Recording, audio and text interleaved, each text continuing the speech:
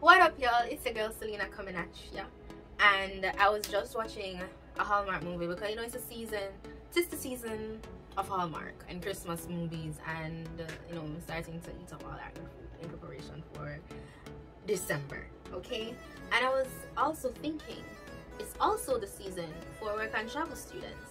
Work and travel students are now preparing their final deposits to give to their agencies so that they can get their job placement list, so that they can pick a job and get their job offers and sort out their DS. And I was like, let me do a video to give you guys all the information you will ever need for work and travel.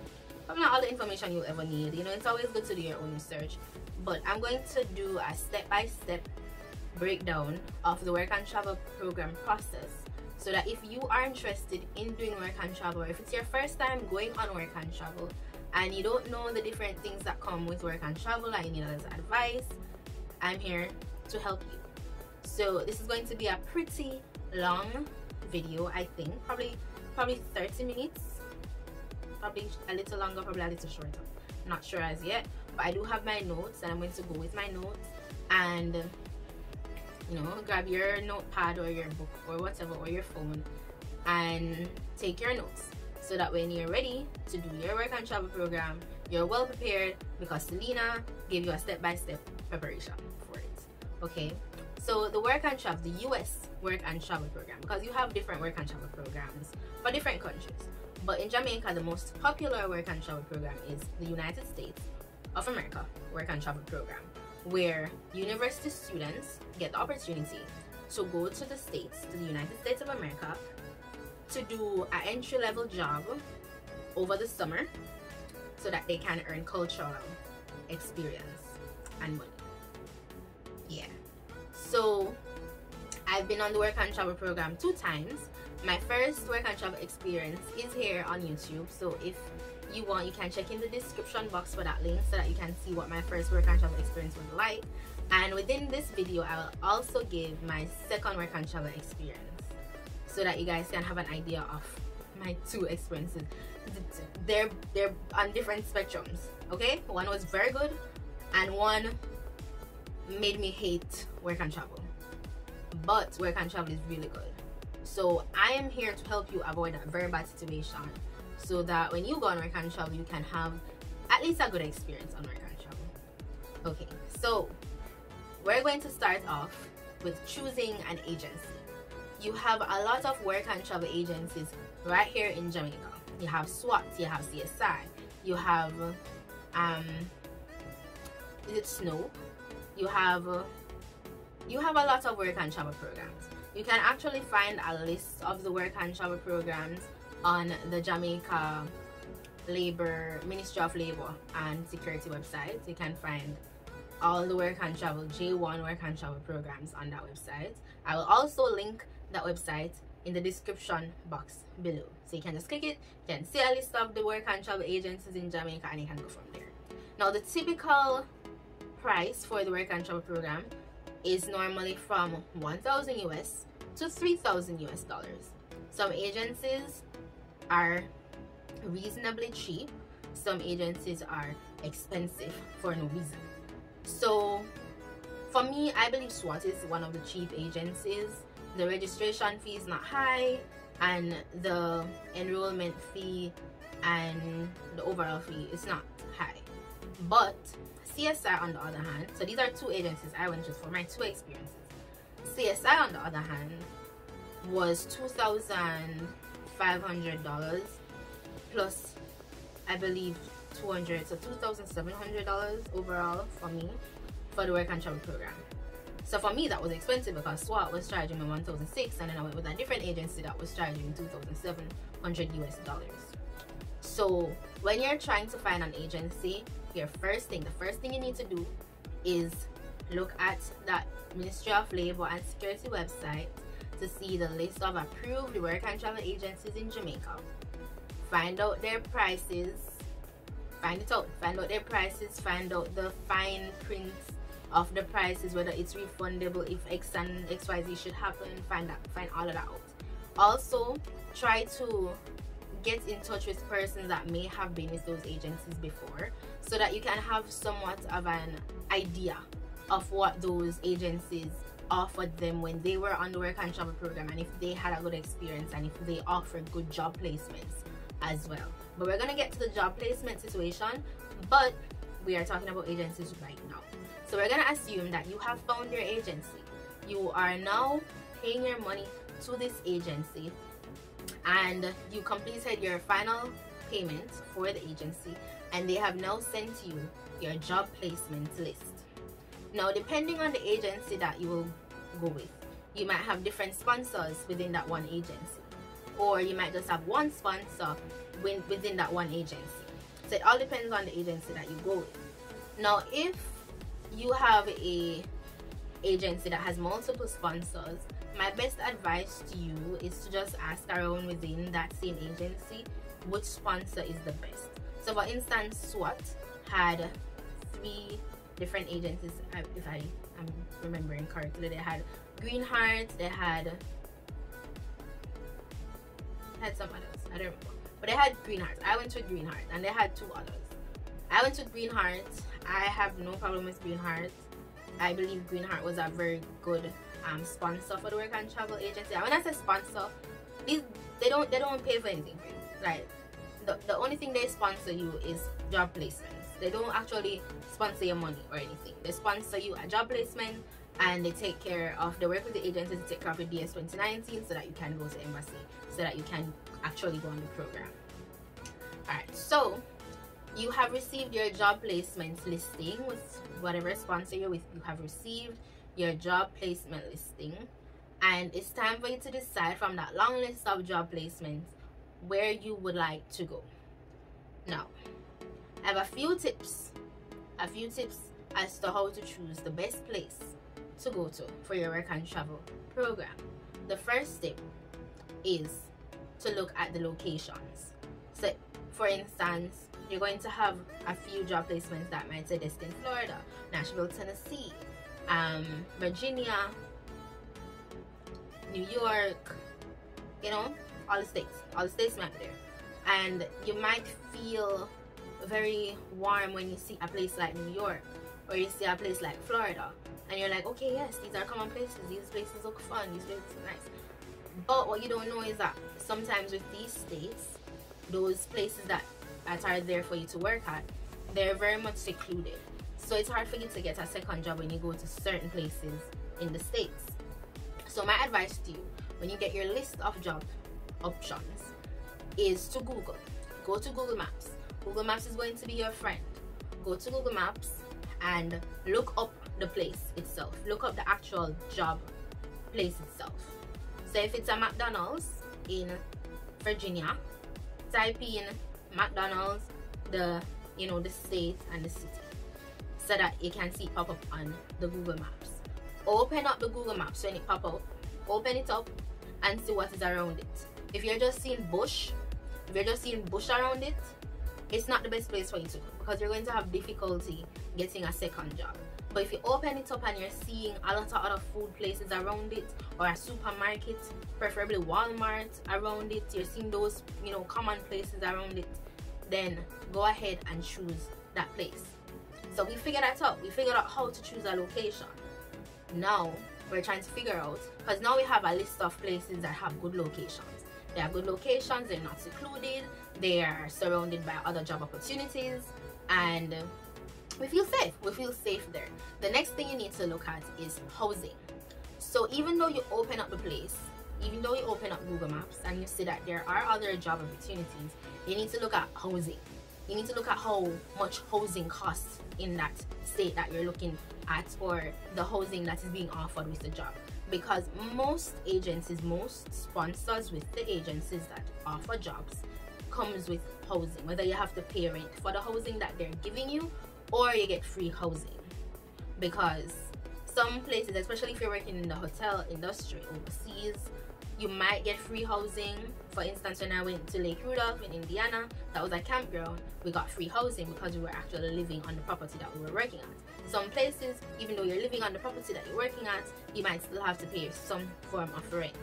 So it's very important when you have narrowed down your search for your jobs and you found that yes, you're not in a secluded area, there are other job opportunities, you need to now look at the housing options.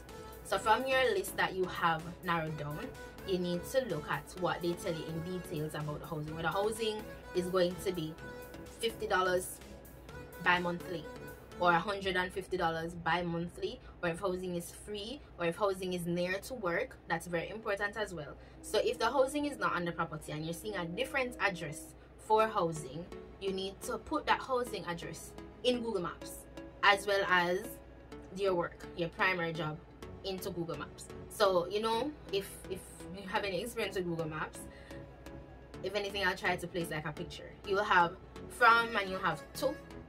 So in the from, you have the housing address that they give you, and in the to, you put the job address that they give you.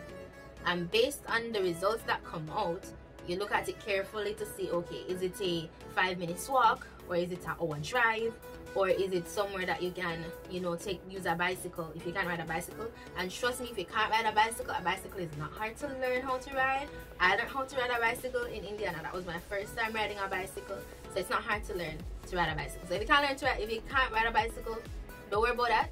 But look if you can ride a bicycle to your job, if it's like a 15 minutes ride, or if it's a 5 minutes ride, or whatever. But make sure that the housing is not too far from your primary job. Make sure that the housing is not too far from your primary job. And if it's a case where you don't have that many options, then ensure that there is some form of transportation available for you to get to your primary job. So whether it be a bus ride from the housing, make sure that the housing has a bus stop nearby so that you can take the bus to your job. So those are the first two things. First thing, you put the work into Google Maps so that you can narrow down your list of job options to places that are not secluded. You have other job opportunities around you so that you can get a second job. The second thing, housing. Ensure that the housing is not too far from your primary job. Ensure that you have an idea of what the transportation will be like. If it is far from your primary job, ensure that there is some form of transportation, whether it be the bus, or whether the person that's in charge of you on the program is going to pick you up and drop you off. More than likely, nobody isn't going to pick you up and drop you off, and if it's far from the job, you'll have to take the bus. So just ensure that you put yourself in a situation that you start off successful, you know. So you prepare for success, you prepare yourself for success. So ensure that there's a bus stop nearby and that the bus runs frequently. Find out how much the bus card is, or how much it takes, how much money it takes to take the bus to go to your job, how late the bus run, how early the bus run, so that you're not stranded if you choose that job. The next thing that you need to do before you finalize your job is the pay, because of course the pay is important. So after you figure out that the job is in an environment that is good for you, that has other options, and the housing is nearby, and the cost of the housing is acceptable, you need to know how much you're getting paid. And the reason why I say the reason why I have the getting paid thing third is that you might find some jobs that are paying you really well. They might be giving you $25, you know, per hour, but there are no other job opportunities around, and the housing is expensive. So once those two things are not checking out, the pay really doesn't matter at that point. That is why the third thing is the pay. So when you figure out those first two things, you get to your pay. Whether the pay is $15 per hour, $18 per hour, $20 per hour, figure out the pay. And out of your narrowed down list, at that point, and you make sure the first two things are checked out and it's good, at that point you can choose the highest paying option. Yeah, great. The next thing I am going to go to, because now you have chosen your job, you have chosen to go to Lake Rudolph, Indiana, right? You've chosen that location. The next thing that's going to happen is your agency is going to send that information. Some places, after you choose some agencies, some sponsors, after you choose, say you want to go to Lake Rudolph, Indiana, they might say that you need to do an interview. To be honest, the interview is nothing for you to worry about if you do need to do an interview. Most times the interview that they want you to do is to ensure that you can speak, you know, English well, you can understand English well, and you can communicate to persons well. So that's pretty much what the interview is. Most times when you get through to do that interview, you already have the job, you know, so it's not really anything to worry about. Just make sure that you are well dressed for the interview, because it's of course it's an online interview. Well, during the COVID time it was an online interview. Before COVID, it was in-person interview, because I remember going to an in-person interview for SWAT, for one of the jobs. So it depends on your sponsor, and it depends on the agency. You might have a face-to-face interview, you might have an online interview, because the sponsors might come down to Jamaica to conduct the interviews. So just be prepared for that. But as I said, it's nothing for you to worry about. Just ensure that you're well dressed, you're communicating well to the interviewer, and you know, yeah, pretty much. The next step is going to be the agency sending a confirmation that you've been accepted to do that job to your sponsor sending back confirmation that they have accepted you, and they're now going to process your DS 2019 form. Now the DS 2019 form is the most important form in this whole process. This DS 2019 form, depending on how quickly your sponsor gets it back to you, can make you go to the embassy really early or make you go to the embassy really late. But that DS 2019 form is needed. It is a must-have to go to the embassy for your J1 interview. You must have it. You can go to the embassy without it, but you're not going to get approved immediately for your visa. They're going to send you back out of the embassy with I believe it's a yellow paper or a pink paper, one of them, telling you that you're missing a document, and you need to send them that document so that they can continue processing your visa, whether you can get it or you cannot get it. Alright, so that DS 2019 form is very important. So the faster you pay a deposit, this is for most agencies, the faster you pay a deposit, the faster you make your full payment, the faster you choose your job, is the faster you can receive your DS 2019, the faster you can go, the earlier you can go to the embassy for your J1 interview. So once your DS 2019, so the DS 2019 has your job placement, it has your housing address that you'll be staying at in the USA, and it has your employee information, your employer information, as well as your sponsor information on it. So it has all that information on it. So in that consulant, whatever they want to call themselves, agencies at the embassy look at it, they know exactly where you're going, what you're going to be doing, who to contact if they need to contact anyone, and all of that jazz. Okay, so after you receive your DS 2019 paper, it's time for you, oh by the way, that DS 2019 paper, when you're successful in that embassy interview and you get back your passport, is going to be stapled in it. That paper is so important. That's your work permit. Never lose that DS 2019 paper. Any job you're going to be applying for over there for your second job, you're going to need to present it to them, because it's a very important paper. When you're going through when you're going through the airport, when you arrive in the USA, they're going to look at that paper as well. So don't lose that paper. Leave it stapled in your passport. Never lose that paper. DS 2019 paper, very important. Okay, so once you get your DS 2019 paper, it is time for you to schedule your embassy interview. Now the first thing that you have to do in order to get an embassy interview is to fill out it. Alright, so the first thing you'll need to fill out for your embassy interview is your DS 160. So that form, most agency, once you pay them to do it for you, to set up your embassy appointment for you, most agencies will fill out that form for you. So the DS 160 form is a online form from the US Embassy that requests all of your information, from your family, from your past travel experience, to what school you're going to where you're going to be staying in the States, your past visa experiences, your passport number, your family, if you have family overseas, if you've ever been convicted, if you ever the drugs, all of that wonderful stuff. That's on your DS 160. So you're going to have to fill out that form for your DS 160 before you can schedule an embassy interview. So once your DS 160 is completed by your agency or by yourself, you then go to the embassy, the Jamaican embassy website, where you create another account, and you input your DS 160 number So there's a specific number assigned to everybody's DS160. Every DS160 has a different number, and you input that DS160 number into that different website that you're creating a new account so that you can set your appointment. Once you create that account, you put in the DS160 identification number, then you go ahead and choose your payment option. So you can pay by cash and you can pay by card. My suggestion to you is to pay by card. That's the easiest option. If you pay by cash, you have to go through something with NCB, and it takes like 2 days or a week. I don't know, I've never paid by cash, but it takes a while to actually get to the embassy. So you can't just make your appointment immediately after paying with cash. If you pay by card, you can make your appointment right after you pay by card. Like, there's no wait time after you pay by card. You pay by card, it's approved, you go ahead and make your appointment for embassy.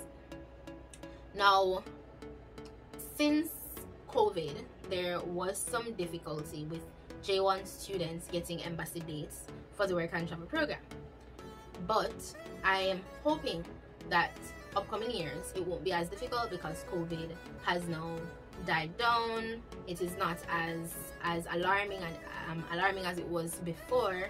So I'm hoping that in the future, upcoming years, it won't be as hard. So once you pay by card, you fill out the form on the website that you're applying for a J1 visa, then you'll see all the available dates for you to choose from. So ensure that you look at the year before you choose a date. Ensure that it says the year that you're currently in, whether it be 2022 or 2023. If you're doing it next year, 2023. If it's this year that you're trying to go to the embassy, 2022. Now, once you choose your date, ensure you save your date, ensure you save your time. Don't forget your date, don't forget your time. Now the thing is, if you choose a late date, let's say there is no available date until 2024.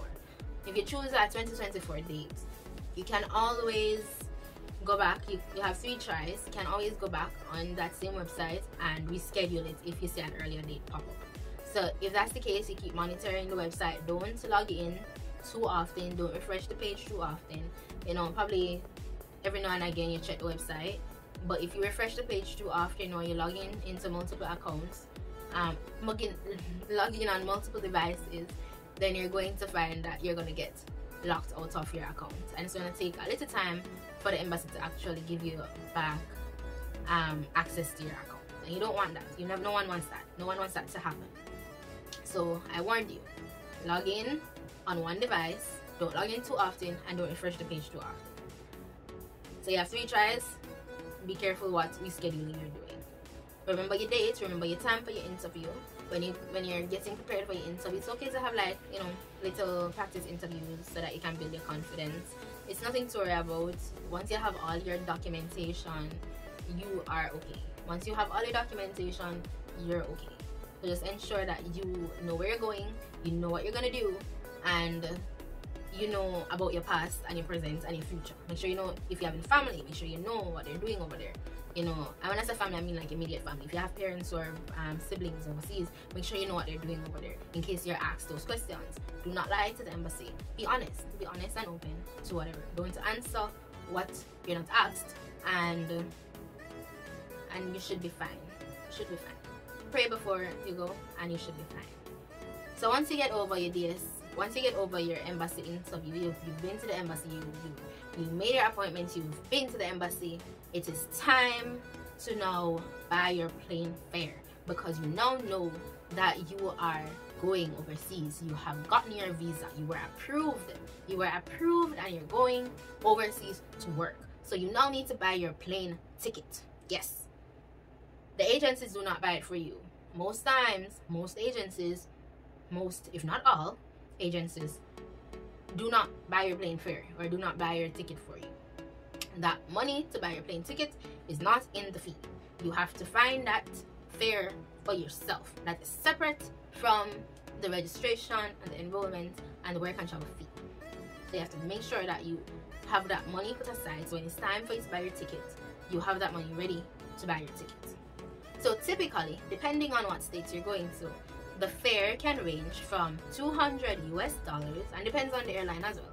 It can range from $200 to up to 500, 600, 700 US dollars. My advice to you is buy your ticket as early as you can. Do not wait to buy your ticket if it's next week you're leaving. Don't wait till this week to buy a ticket for next week. Buy a ticket like a month in advance from the time that you know that you're leaving. From you get your passport back with that visa in it, start looking for tickets so that you can leave in the following month or the next 3 weeks. But do not buy the ticket the week before you're leaving, because it's going to be expensive and you're going to be rushing to buy a ticket so that you can leave. So don't do that. My other advice is to you when you're buying plane tickets is to go on Google Flights. Input the place that you're going, the place you're leaving from, and the date that you're wanting to leave, in order to select the different options. So personally, I'm a JetBlue fan and a Delta fan. I rather Delta over JetBlue, but if I need to get a cheaper ticket, then it's JetBlue, because JetBlue to me is cheaper than Delta. But if you have the money, go with Delta for me.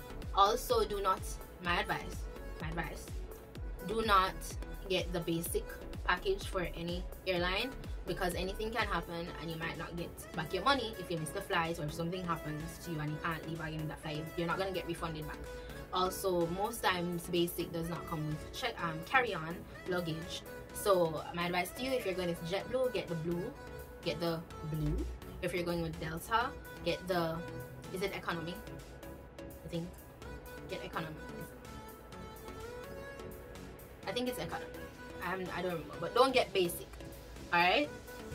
Also, when you're buying your ticket for work and travel as a J1 visa holder, buy a one-way ticket. It is the best ticket for you to buy, because anything can happen while you're over there and you just want to get another ticket to get home. Also, you don't know exactly when you want to leave, so a round-trip ticket might not be the best thing for a J1 student. You are allowed to buy a one-way ticket as a J1 student. You are allowed. It is allowed. The embassy allows it. You're not going to get in any trouble. It is allowed. That comes with your J1 visa. You are allowed to buy a one-way ticket once you are a J1 student. As I said, it's the best thing for you. You don't know when you'll need to get out of the country to come back home because of any emergencies, and you don't want to have to go through no trouble because you bought a round trip and the date that you have on the round trip is all the way in probably September for you to come back when you want to leave next week. So just keep that in mind. So those are my advice that's my advice for the plane fare. Buy it early, one way, JetBlue or Delta. If you want, you can go to American Airlines, but I'm not a fan. And keep your DS 2019 stapled in your passport. And Google Flights. Use Google Flights so that you can you can compare the different tickets for you. When you're ready to buy the tickets, go on the actual website. Don't buy it from Google Flights, go on the actual website, because it's cheaper to go on the actual website to buy the ticket.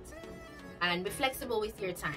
Don't have like a set time that you must like get there, unless your employer tells you that you have to get there by a specific time during the week, by a specific time on the day. That's one time you need to be like so strict with yourself to get, you know, a specific ticket. But other than that, try to be as flexible as you can be, and try to book a ticket within the week that your DS 2019 starts. There's a start date on your DS 2019, there's an end date on your DS 2019. You have 30 days to be in the US before your start date and 30 days to be in the US after your end date. So ensure that you are within those boundaries when you choose to buy your ticket. Don't go up too early, don't go up before the 30 days, and don't leave after the 30 days.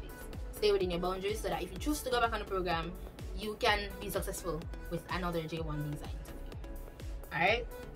So it's time to take off, it's time to leave, it's time to pack our bags and get going, because we have followed all the steps, we have done what we need to do, and it's time for us to say goodbye mom, goodbye dad, goodbye brother and sister. It's time for you to go explore a new culture. What do you need to pack?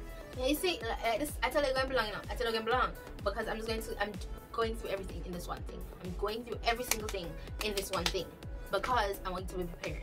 I want to be prepared, and I don't want to do one thing every minute and then, come back to it. So just watch this one time, break it down for yourself, and watch it one time, and we'll move on. Good? Okay, so it's time to pack. What do you pack? One, you're gonna pack one bag. You're You're not going to carry multiple suitcases. You're going to pack one suitcase. You're going to have your knapsack, and you're going to have your check-on luggage. And then you can put your carry-on in your check-on luggage because you're not going to pack a lot of stuff. So you're going to have 2 suitcases going on the plane with, but there's only one you need to pull in, which is your check-on. But your carry-on is in your check-on. Okay? And you have your knapsack on your back as your personal item. Cool? Okay. So one, depending on what state you're going to, you need to be prepared for the weather. So some states are cold compared to others. For instance, Indiana gets chilly. It gets chilly. You're going to need a sweater for that state.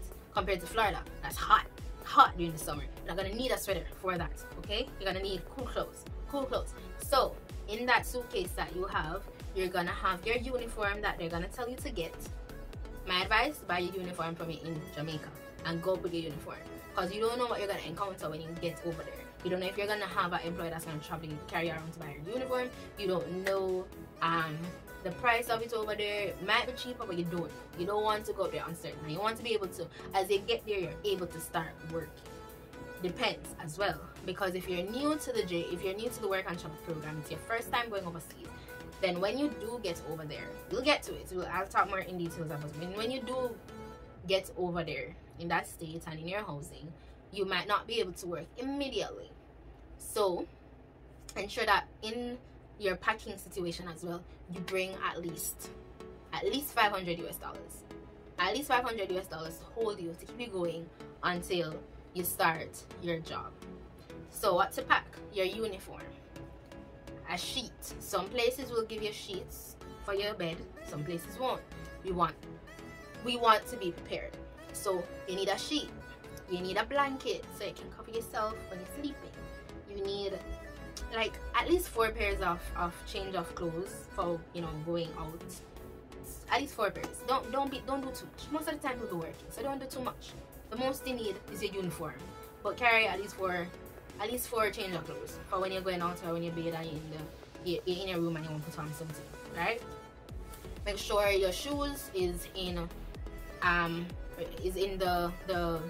the requirements for what they want you to wear for work, whether it be a tennis shoes or a non-slip shoes or boots. Make sure you have that before going over there. Make sure you have your shoes, make sure you have a sneakers, make sure you have a towel, your rag, your toothbrush. If you're a female, pad, painkiller. Yeah, pads are different over there. Make sure you have your pad with you from, you know, when you're going out, so that you're comfortable whenever it chooses to come. Make sure you have your painkiller, because even though, like, you know, certain females, they have to take stronger dosage of painkillers, so make sure that you have your painkiller going up if you're that type of female. If you're a female with, you know, you just use Advils and whatever, make sure that you have some going up, and if you're up there and then finish, you can always restock up there from a pharmacy or whatever.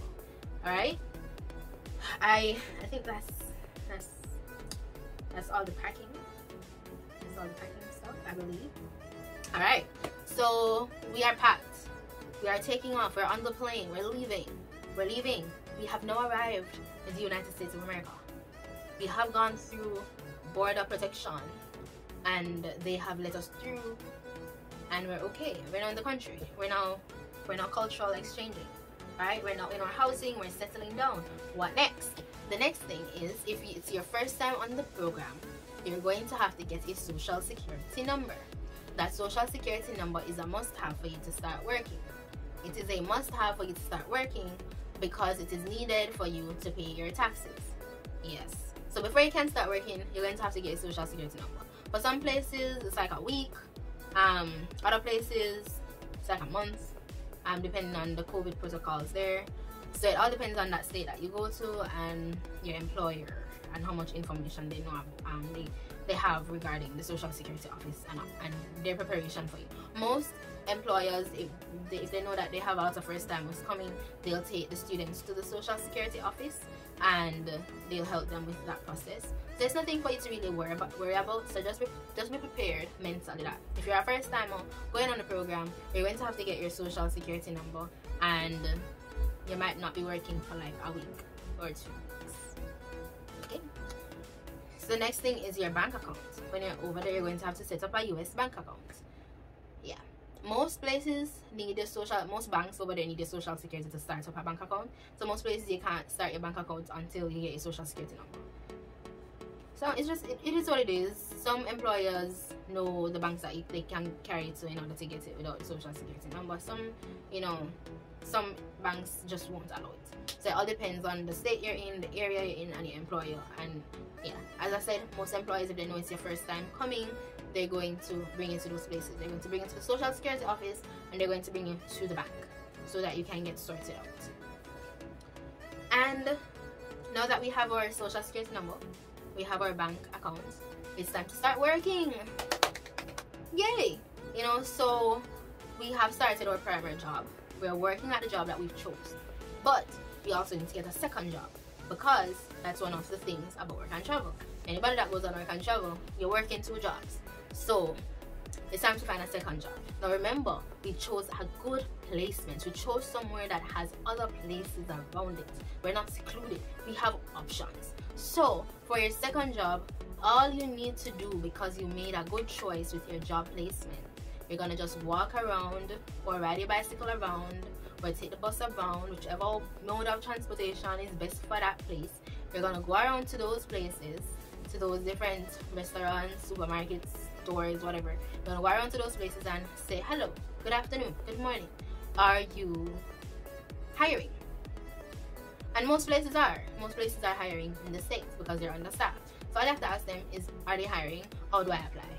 You apply, and most of them will get back to you within a week as to when you can start. Once you have all the documentation, once you have your social security number, your bank account, and your DS, and your passport, they'll get back to you within a week so you can start your second job. It doesn't take more than 2 weeks for you to start a second job in the US. So as you get those documents, and even before you get your social security, you can just start scouting out the area while you're at home sitting down not doing anything for that week or 2, and try to like figure out where you're gonna work, you know, as your second job on the program. So now we're all set. We're set. We have our primary job, we have our second job, and we're good. We're good to go. We're doing well on the program. We're making more money. But don't forget to actually do cultural exchange. Explore the state that you're in. Go to an amusement park. Go to a pool. Go enjoy some time with your friends. Go to the movies. Go to the mall. Go have fun while you're there. You're in a new city. You're in a new state. You're in a new country. You know, you may have never been there before. So while you're there, go ahead and explore it. You might never go back there. So go ahead and explore it. Take some videos, take some pictures. You know, don't just work. Working, yes, very important, but take like a day or 2 days or close to your ending of the program to go explore that new place that you're in. And be careful. Be very careful. Don't go anywhere by yourself. Go with people that you're familiar with, and try to do those things in the days not in the nights. You know, safety. Be safe. And budget. You know, make sure that all that money that you're making over there, make sure you're spending it wisely while you're over there, so that you don't, you know, come back home with no money. Because remember, you went up there for whatever goal you might have, whether it's you wish on, or it might be to buy something for yourself, or to help with some payment or something. You had a goal. So make sure when you're over there and you're working so hard and you're making the money, make sure that you're budgeting as to what's important for you to buy and what's important for you to just close your eyes and walk away from. Okay, so that you don't overspend over there and come back home with nothing. So that is my advice for you for the work and travel program. As I said, this is a very good program. This video is already so long. I want to put my experience in it for the work and travel program for my second time here, but it's already so long, so I'll probably do a different video for my work and travel experience in Nashville, Tennessee for the next video that I do.